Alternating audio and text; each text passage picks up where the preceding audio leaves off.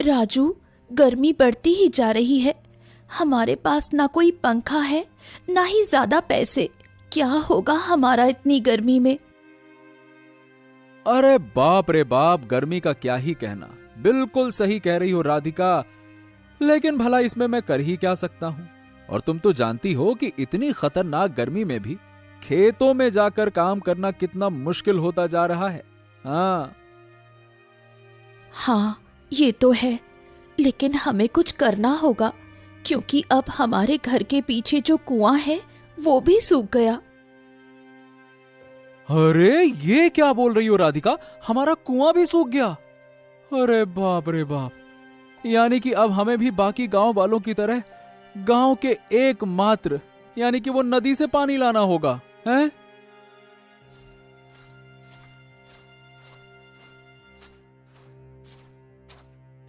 राधिका राजू को घर के पीछे लेकर जाती है, जहाँ एक कुआं था, जो कि इन दोनों का एकमात्र पानी पीने का सहारा था। अब वो भी इतनी भयानक गर्मी के कारण सूख गया। इस कुएं से सिर्फ राजू ही नहीं, गांव के कुछ और लोग भी पानी लेकर जाते थे। लेकिन अब सबको गांव में बहती हुई एक नदी से पानी लेना पड़ेगा, जो गांव से थोड़ी दूर स्थित थी। कुछ दिन बीतने के बाद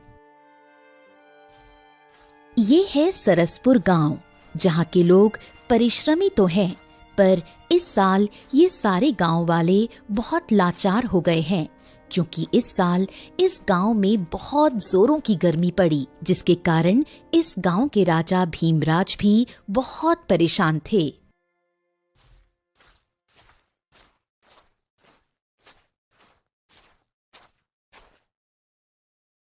महाराज की जय हो, महाराज की जय हो। आओ आओ आओ मंत्री जी, और बताओ गांव का क्या हालचाल है? अरे महाराज, अब आपको हम क्या क्या बताएं। पिछले 10 दिनों से गांव में बहुत बुरी हालत हो गई है। अरे मंत्री जी, अब किस बात की समस्या है गांव में? हमने तो तुम्हारे कहने पर गांव में हर 5 दिन में अनाज बांटने का वादा दे तो दिया है। अब क्या समस्या है? अरे महाराज, ये तो बहुत छोटी समस्या थी। अच्छा, तो अब क्या हो गया हमारे गांव की प्रजा को? महाराज, आप तो जानते ही होंगे, पिछले कुछ दिनों से गर्मी के कारण किसानों की फसल खराब हो गई है। लेकिन महाराज, अब हमारे गांव के बहुत सारे कुएं और नदी सूख रहे हैं, जिससे कि सारे गांव वाले परेशान हैं। अच्छा, तो ये बात है। लेकिन मंत्री जी, ये तो बहुत बड़ी समस्या है। हमें जल्दी से जल्दी इस समस्या के बारे में कुछ न कुछ तो करना होगा। राजा को भी अब इस बात का एहसास हो गया कि गांव में अब भीषण गर्मी के कारण पानी की समस्या होने वाली है, जो अब दिख रही थी। अरे राजू, तुमने सुना? बहुत बड़ी समस्या आने वाली है। हाँ। क्या? अरे अब क्या हो गया? अब ये कौन सी नई समस्या आने वाली है? पहले ही इस गर्मी ने जीना हराम कर दिया है, अब और कितनी समस्या आएगी भाई? अरे राजू भाई, हमारे गांव में थोड़ी दूर पर जो नदी थी ना, अब वो भी सूख गई है। हाँ, अब पूरे गांव में कहीं भी पानी नहीं बचा। बस थोड़े मोड़े जो पानी अभी दूसरे गांव से मिल रहा है, उसी से गांव वाले अपनी प्यास बुझा रहे हैं। हाँ। अरे बाप रे बाप, भाई ये तो बहुत बड़ी समस्या हो गई। भाई मुझे लगता है कि हमें राजा के पास ही जाना होगा। कब तक हम ये सब कुछ ठीक होने की राह देखते रहेंगे? किसी की आखिरकार मदद तो चाहिए होगी ना? क्यों, क्या कहते हो सब लोग? राजू अपने दोस्त सूरज के साथ साथ गांव के कुछ लोगों को साथ में लेकर राजा भीमराज के दरबार जाने लगा। सारे गांव वाले बहुत दुखी थे। एक तो ज्यादा गर्मी के कारण इनकी फसल खराब हो गई, और अब सूखे की वजह से पानी तक सूखने लगा। थोड़ी देर बाद सारे गांव वाले और राजू राजा के दरबार के पास पहुंचे।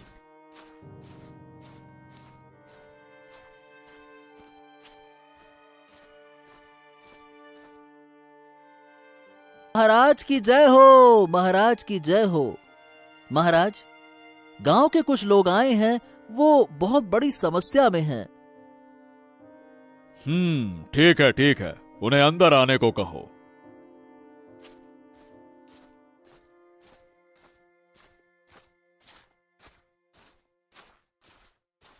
राजू और सारे गांव वाले राजा के पास आते हैं। तभी राजू बोलता है, महाराज, आप तो जानते हैं कि इस साल भयंकर गर्मी पड़ने के कारण हमारी फसल तो खराब हो ही गई, लेकिन अब इस गर्मी के कारण हमारे गांव में सूखे की समस्या भी आ गई है, जिसके कारण हमारे गांव की एकमात्र नदी, जिससे सारे गांव वाले पानी पीते थे, अब वो सूख गई है। महाराज, हमारी मदद करें, कृपया करके हमारी मदद करें महाराज। हाँ महाराज, अब तो गांव के कितने सारे व्यापारी बहुत ज्यादा कीमतों में पानी बेच रहे हैं, जिससे हम गरीब किसान नहीं ले पा रहे। हम प्यासे मर रहे हैं महाराज। देखो, सब लोग शांत हो जाओ, शांत। मैंने आप लोगों की समस्या सुनी और मैं आपकी समस्या समझ सकता हूं। और आज ये जो भयानक गर्मी के कारण समस्या हमारे गांव के ऊपर आई है, इससे निपटने की मैं पूरी कोशिश कर रहा हूं। मैंने दूसरे गांव के कई राजा से बात करने की कोशिश की है।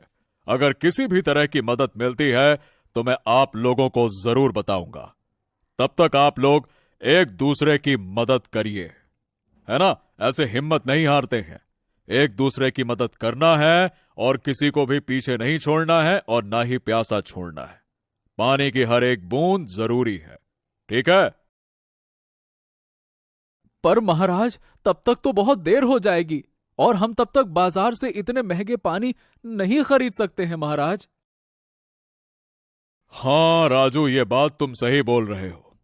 हम अभी तो तुम्हारी ये पानी की समस्या खत्म नहीं कर सकते, लेकिन हाँ, हम वो सारे व्यापारियों को आदेश भिजवा देते हैं कि वो लोग जितना कम से कम हो सके उतना कम में आप लोगों को पानी दें, जिससे गांव के गरीब किसान प्यासे ना रहें। आखिर आप लोग हमारी प्रजा हैं, हमें तो कुछ ना कुछ करना ही होगा, है ना? राजा की बात सुनकर सारे गांव वाले वहां से चले जाते हैं। राजू भी उदास होकर अपने घर आ जाता है। अरे, आप उदास क्यों होते हो? आप जानते हो, आज मैं बाजार गई थी, वहां मुझे लता। ऐसे खुलेआम गांव में घूमोगे तो सारे गांव वाले तुम्हें नुकसान पहुंचा सकते हैं ना, हैं? हाँ राजू, वैसे तुम बोल तो सही रहे हो। अब तुम ही बताओ, मैं करूं तो क्या करूं? अरे करना क्या है लोमड़ी भाई, तुम एक काम करो, तुम अपने जंगल में ही रहा करो। अगर तुम्हें किसी भी तरह की समस्या हुई तो तुम कभी कभी मेरे घर आ जाना।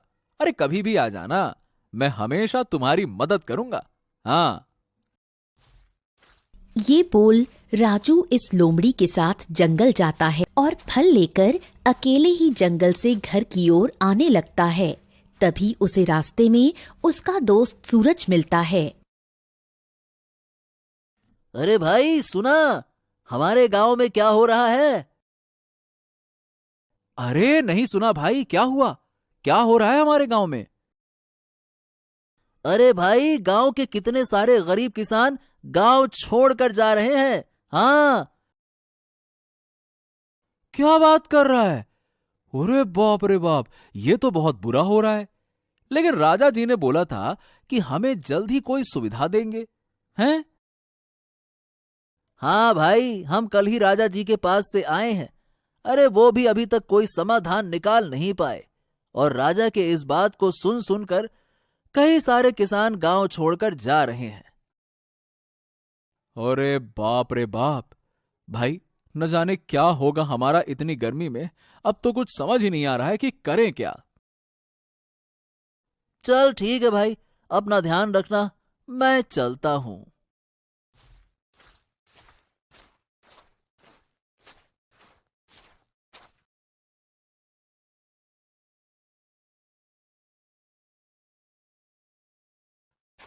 एक दिन राजू बाजार जा रहा होता है, तभी गांव में राजा का मंत्री घोषणा करने आया।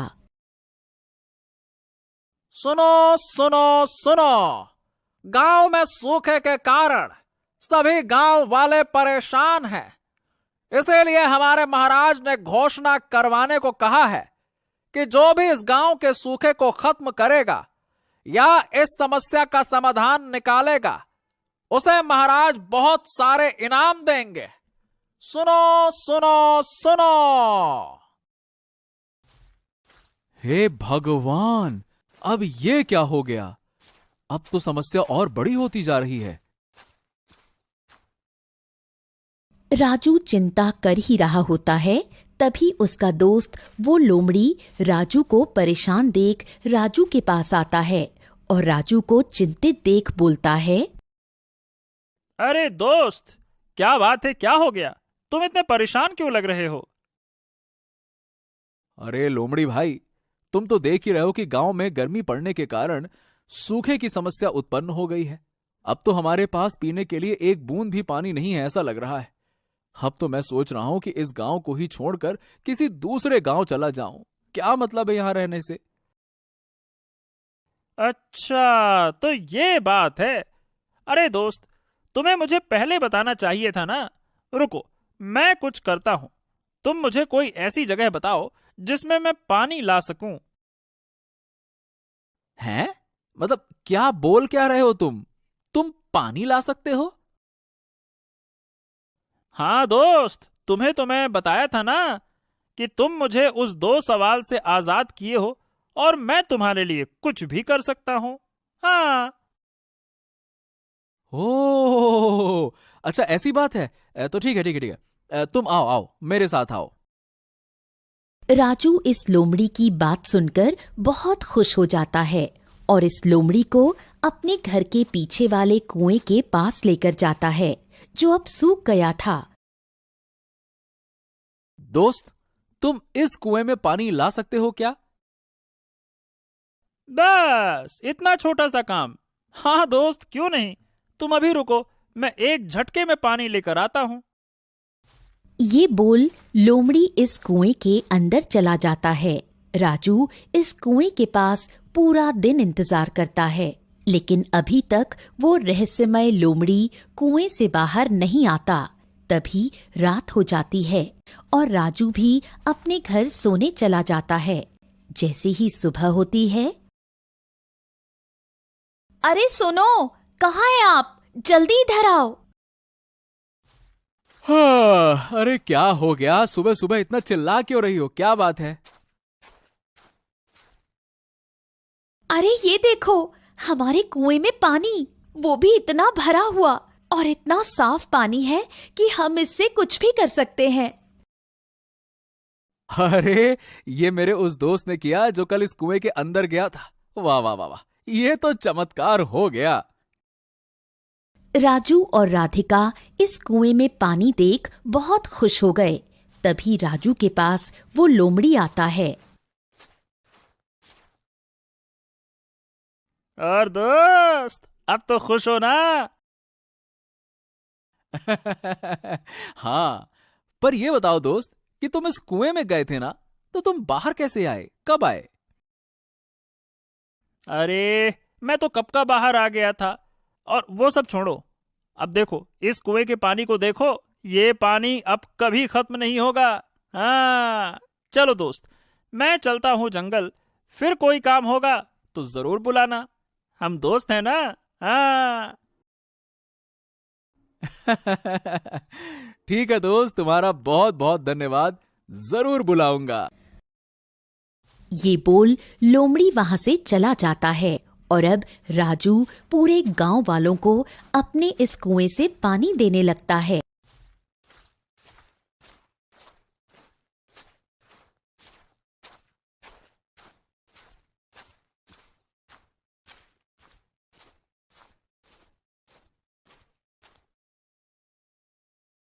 पिताजी, मैं बाहर जा रही हूँ अपने प्यारे से दोस्त सोनू के साथ। कुछ देर में वापस आ जाऊंगी। ठीक है बेटा राजकुमारी अन्वी, लेकिन मैं तुम्हारे पीछे कुछ सैनिकों को भेज देता हूँ, वो तुम्हारी रक्षा करेंगे। नहीं पिताजी, आपकी बेटी बहुत निडर और मजबूत है। भला मुझे किसी की रक्षा की क्या जरूरत, और वैसे भी मैं बस कुछ ही दूर जा रही हूँ, जल्दी ही वापस आ जाऊंगी। अच्छा अच्छा अच्छा, चलो ठीक है, आप जा सकती हैं, लेकिन आप जल्द ही वापस आएंगी, ठीक है ना? क्योंकि हमें आज शाम तक राजा विश्वनाथ जी से मिलने जाना है। ठीक है पिताजी, चल आ सोनू, चलते हैं। राजकुमारी अन्वी अपने पालतू कुत्ते सोनू के साथ जंगल की सैर पर निकली। जंगल की ठंडी हवा और शांत माहौल उसे बहुत भाता था। सोनू देखो, ये जगह कितनी सुंदर है, कितना सुकून है यहाँ। वाह, आज लगता है कि राजमहल से अच्छा ये प्यारा सा जंगल है। यहाँ कितनी सुंदरता है।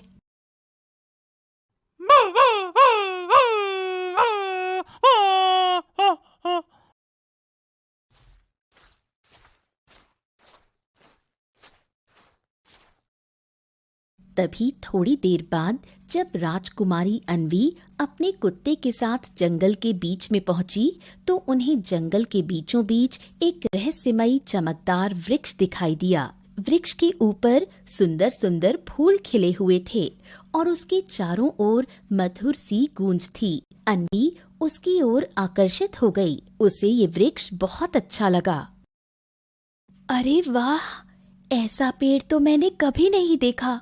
ये तो कोई खूबसूरत वृक्ष लग रहा है। एक काम करती हूँ, इसका फूल तोड़ लेती हूँ। तभी अन्वी उस चमकते हुए वृक्ष के पास गई और जैसे ही अन्वी ने उस वृक्ष की एक डाली को तोड़ा, एक चमकदार रोशनी फैली और आकाश में एक आवाज गूंजी। दुष्ट, तूने पवित्र वृक्ष को छेड़ा है। तुम्हें मेरे फूलों को तोड़ना था, लेकिन तुमने मेरे एक डाली को तोड़ दिया और मुझे परेशान किया। इसीलिए तुम्हें इसका दंड मिलेगा। अब तू तब तक एक पत्थर की मूर्ति बनी रहेगी जब तक कोई सच्चा, पवित्र और ईमानदार व्यक्ति आकर तुझ पर जल नहीं डालेगा। अरे लेकिन दिव्य वृक्ष, मुझसे ये गलती से टूट गया। मैं तो सिर्फ एक फूल तोड़ने आई थी। आप कृपया करके ये श्राप वापस ले लीजिए। मैं एक राजकुमारी हूँ। जैसे ही इस पेड़ को पता चला कि वो एक राजकुमारी है, तभी उसने कहा, हे राजकुमारी, मैं ये श्राप तो वापस नहीं ले सकता क्योंकि आपने मेरी सुंदरता भंग की है, लेकिन मैं आपके साथ जो ये कुत्ता है उसे एक वाणी देता हूँ कि ये अब से इंसानी आवाज में बोल पाएगा और आप तभी ठीक हो पाओगी जब ये किसी पवित्र, परिश्रमी और नेक दिल व्यक्ति को लेकर आएगा, जो आपके ऊपर पवित्र जल अपने हाथों से डालेगा और आपका श्राप मिटा देगा। इतना कहकर वृक्ष शांत हो गया। अन्वी की देह एक संगमरमर की मूर्ति में बदल गई। कुत्ता सोनू घबरा गया, लेकिन अब उसके पास एक इंसानी आवाज में बोलने की शक्ति थी। तभी उसने राजकुमारी से कहा, राजकुमारी, आप चिंता मत कीजिए। मैं जल्द ही किसी पवित्र व्यक्ति को लेकर आता हूँ। आप डरिए नहीं, मैं जरूर आऊंगा। सोनू ने अपनी रानी की मुक्ति की कस्में खाईं और उससे वादा किया कि वो जल्द ही किसी पवित्र और सच्चे दिल व्यक्ति को लेकर लौटेगा, और वो गांव की ओर चल पड़ा। दूर पहाड़ियों के बीच बसे छोटे से गांव सतवनपुर में एक युवक रहा करता था, शिवा एक मेहनती, ईमानदार और अत्यंत आत्मसम्मानी किसान था। वो अकेला अपने छोटे से घर में रहा करता था। उसके माँ बाप नहीं थे, ना ही कोई भाई बहन। उसका पूरा जीवन खेतों और अपनी मेहनत के नाम था। लेकिन अब उसे बहुत सी समस्याएं होती थीं, क्योंकि कड़कड़ाती धूप में जब वो खेतों से काम करके घर वापस लौटता, तब उसे अपने काम खुद ही करने पड़ते। यहाँ तक कि जब वो बीमार होता था, उस समय भी उसकी देखरेख करने वाला कोई नहीं होता था।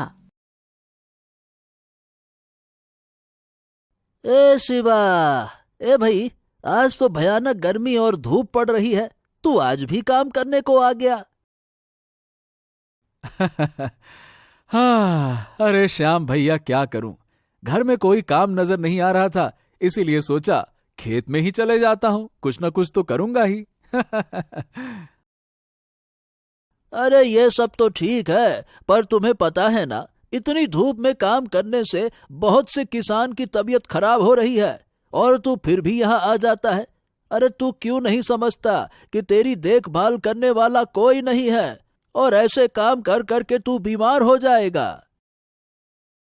हाँ, समझता हूं भैया, लेकिन ठीक है, तबीयत खराब होगी तो तब का तब देखा जाएगा, और जब तक ये जवानी है ना, तब तक तो जोश से काम करना ही पड़ेगा, बहुत मेहनत करना है। हाँ हाँ, ये तो ठीक है, पर तू एक अच्छी लड़की देखकर उससे शादी क्यों नहीं कर लेता है? तुझे इतने दिनों से मैं समझाए जा रहा हूँ, इससे तेरी तबीयत का भी ध्यान रखने वाला कोई आ जाएगा और तेरा मन भी लगने लगेगा। जरा देख तो अपने आप को, कैसा दुबला पतला होता जा रहा है तू। अरे भैया, फिर शादी? अरे शादी के बारे में मैंने आपसे कहा है ना, और कितनी बार कहा है कि मैं शादी करूंगा तो बस एक सुंदर और अमीर स्त्री से, इसके अलावा मैं कभी किसी से शादी नहीं करने वाला। और क्या। इतना बोल दोनों अपने घर की ओर निकल जाते हैं। अब शाम हो गई थी। शिवा का रोज एक ही काम था, या तो वो गांव की मदद करेगा या चला जाएगा खेतों में काम करने। दूसरे दिन फिर शिवा निकल जाता है खेतों में। तभी रास्ते में कुछ लोग उसे देख आपस में बोलते हैं, अरे देखो, शिवा फिर अकेले खेतों में जा रहा है, अब तो दिन ब दिन दुबला होता जा रहा है ये। हाँ, बेचारे की जिंदगी भी कितनी कठिन है, ना बीवी है ना कोई साथ। हम तो कहते हैं कि इसे अब शादी कर लेनी चाहिए।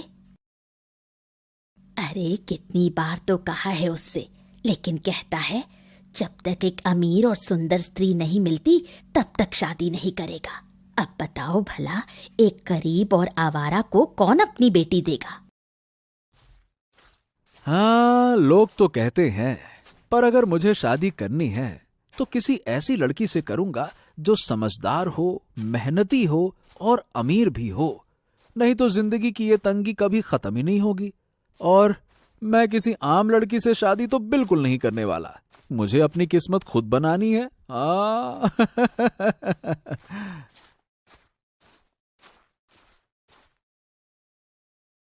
अरे राम राम, बाप रे बाप, आज भी गर्मी कम नहीं हुई है।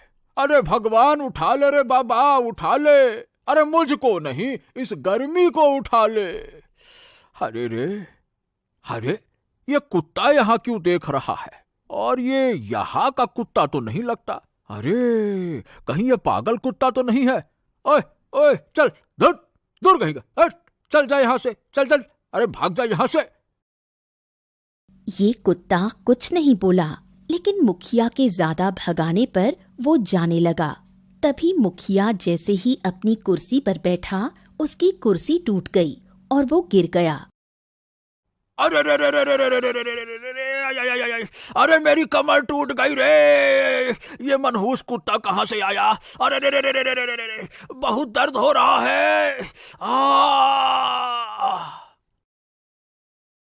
दूसरी तरफ गांव का एक किसान अपनी दुकान में समोसे सजा रहा था। तभी ये कुत्ता उसकी दुकान के पास आता है। अरे इस कुत्ते को तो मैंने यहाँ कभी नहीं देखा, और देखो तो सही कैसी लालच भरी नजरों से देख रहा है। ओए चल भाग यहाँ से। अरे भागता है कि बताऊं अभी? चल भाग भाग यहाँ से। तभी ये दुकान वाला उस कुत्ते को मारने आगे बढ़ता है कि उसके सारे समोसे गिर जाते हैं। अरे रे रे रे रे रे, ये कैसा मनहूस कुत्ता देख लिया। आज पूरे समोसे खराब कर दिए उसने। अरे रे, हे भगवान, आने दो फिर मैं उसको बताता हूँ। पूरा समोसा खराब कर दिया मेरा। एक दिन शिवा खेतों में कड़ी मेहनत कर घर वापस आया। आज उसे बहुत भूख लगी थी, तभी वो खाना बनाने लगा। उसी वक्त वो कुत्ता शिवा के पास आता है।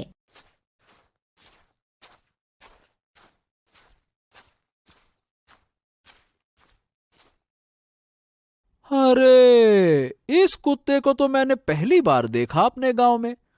हाँ, लगता है भूखा है। चलो, इसे भी कुछ रोटी दे देता हूं। तभी शिवा ने उस कुत्ते को घर के अंदर बुलाया और अपनी रोटी में से आधी रोटी उस कुत्ते को दी। तभी से कुत्ता शिवा को देख रोने लगा और बोला, धन्यवाद, मैंने बहुत जगह कोशिश की, लेकिन कोई भी मेरी मदद नहीं कर रहा था। तुम पहले व्यक्ति हो जिसने बिना कुछ मांगे मुझे कुछ दिया। अरे, तू बात कर सकता है? कौन है तू? कोई राक्षस तो नहीं है ना? नहीं शिवा, घबराओ मत। मैं तो तुम्हारा मित्र हूँ। मैं एक साधारण कुत्ता ही हूँ, लेकिन मैं अभी बोल सकता हूँ। मेरी रानी पर श्राप लगा है और उसे बस तुम्हारी तरह एक इंसान की जरूरत है, सच्चे, पवित्र और मेहनती। अगर तुम मेरी सहायता करो तो एक नारी की मुक्ति संभव है। शिवा कुछ पल सोच में डूबा, फिर सिर हिलाया और बोला, ठीक है। देखो, मैं किसी का भला करने से कभी पीछे नहीं हटता, क्योंकि मेरा एक ही सिद्धांत है, कर भला तो हो भला। अगर किसी की मदद करने से उसे नया जीवन मिल सकता है तो मैं उसकी मदद जरूर करूंगा। हाँ। ये सुन सोनू बहुत खुश हुआ। उसने शिवा को बोला कि कल सुबह वो उसे उस वृक्ष के पास ले जाएगा जहां उसकी रानी है।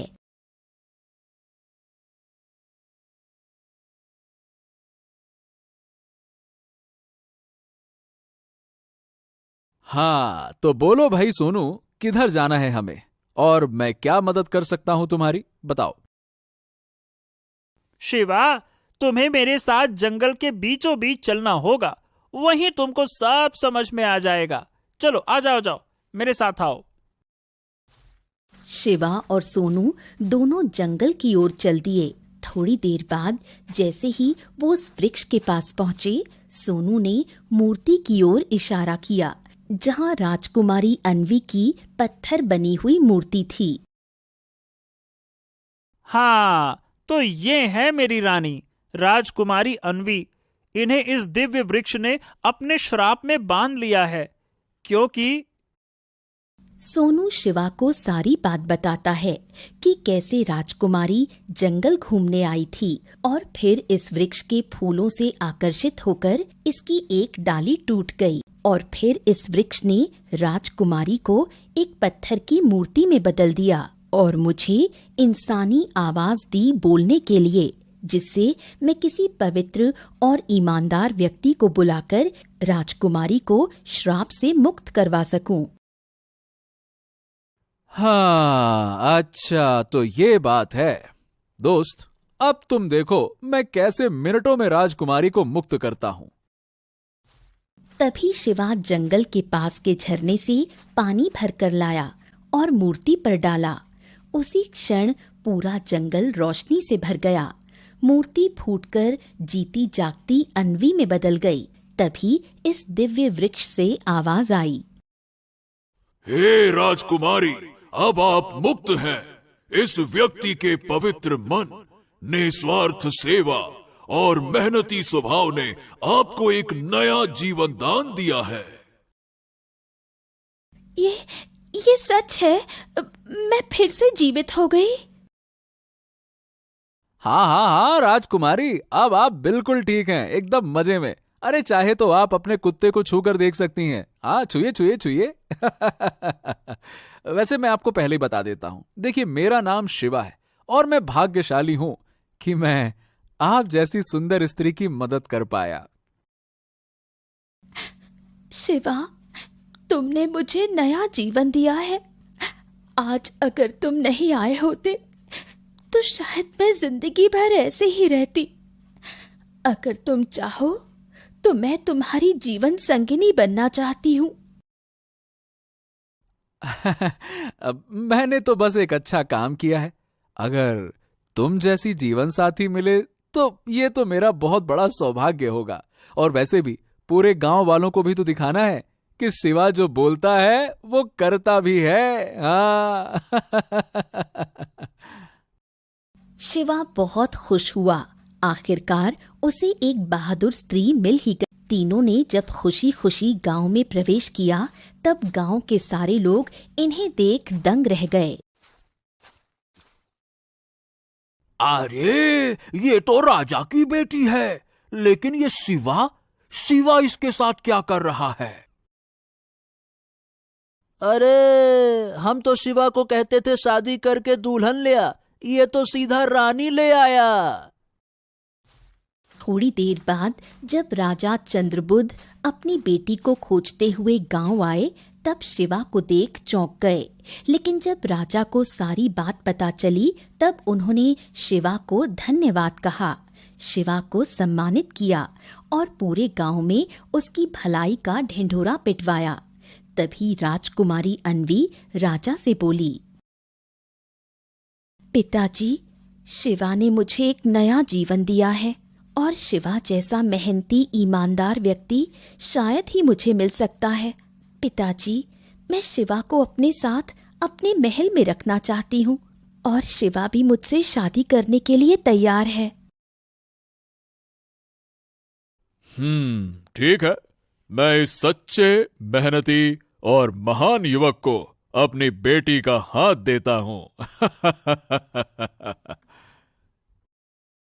ये सुन शिवा भी बहुत खुश हुआ, मानो कि शिवा की मेहनत और उसकी जिद रंग लाई। आखिर शिवा की शादी सिर्फ किसी अमीर लड़की से नहीं बल्कि राजकुमारी अन्वी के साथ हो गई। सारे गांव वाले भी बहुत खुश हुए।